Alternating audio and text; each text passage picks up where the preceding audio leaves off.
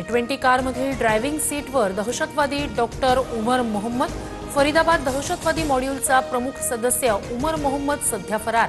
कारमधील मृत प्रवाशाची DNA चाचणी करून तो डॉक्टर उमर आहे का याची पुष्टी करणार। दिल्ली स्फोट प्रकरणातील कार आमची नाही, आमची गाडी अजूनही घरातील पार्किंगमध्ये, उमरच्या परिवाराचा दावा।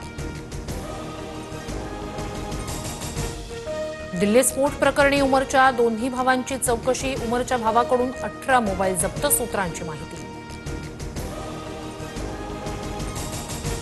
दिल्लीतील I-20 कारमध्ये आत्मघाती हल्ला झाल्याची शक्यता। स्फोट होण्याच्या 3 तास आधी I-20 कार सुनहरी मस्जिद जवळ पार्किंगमध्ये उभी होती। पार्किंगमधून कार बाहेर पडल्यावर अवघ्या 4 मिनिटांनंतर स्फोट। दिल्ली पोलिसांचा जम्मू काश्मीर पोलिसांसह फरीदाबाद गुन्हे शाखेशी संपर्क।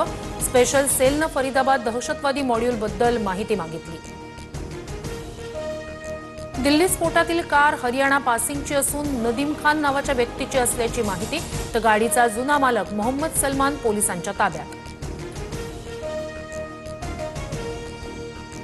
मूळ मालक मोहम्मद सलमानकडून घेतलेली कार नदीमनं फरीदाबादमधील कार डीलर रॉयल कार्सला विकली।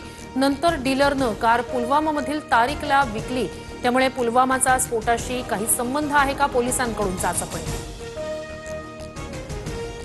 दिल्लीतील स्फोट होण्यापूर्वी I-20 कारची छायाचित्र समोर। स्फोटाच्या 3 तास आधी कार लाल किल्ल्याजवळ उभी होती।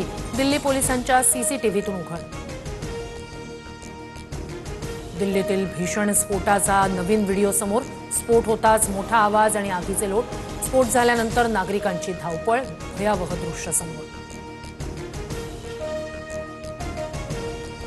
ज्येष्ठ अभिनेते धर्मेंद्र यांच्यावर ब्रिच कँडी रुग्णालयात उपचार सुरू। धर्मेंद्र यांना व्हेंटिलेटरवर ठेवण्यात आल्याची माहिती, तर वडिलांची प्रकृती स्थिर आणि सुधारणा होतीये।